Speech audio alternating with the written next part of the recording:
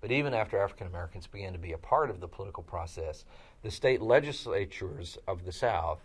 passed more and more and more restrictive measures which were effectively designed to criminalize black life, to make it essentially impossible for any African American man who didn't live under the explicit protection of some white landowner to not be in violation of some law at almost all times. And the kinds of things we're talking about are absurd to modern ears, but it was a crime in the South for a farm worker to walk beside a railroad. It was a crime in the South to speak loudly in the company of white women.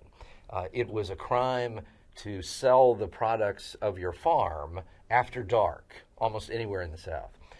There were reasons, there were sort of odd logics behind almost all of these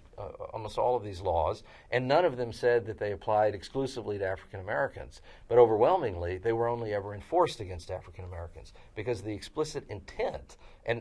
when I say the intent was explicit,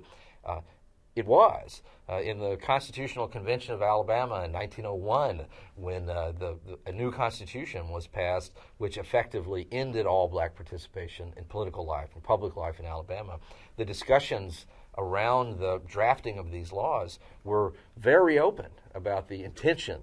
to make it impossible for black men to participate in mainstream American life in any meaningful way. But the most powerful, the most damaging of all of these laws were the vagrancy statutes, where in every southern state it became a crime,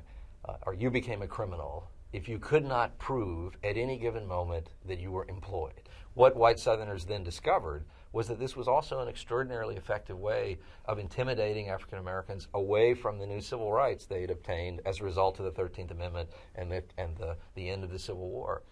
These laws passed to force them back into labor also intimidated them away from the political process, or could be used to intimidate them away from the political process. And so by the end of the 19th century, on the basis of these two strategies of white Southerners, enormous populations of African Americans had been returned to a state of de facto slavery and had been effectively pushed completely, entirely out of the political process, and they would not return for 6 decades.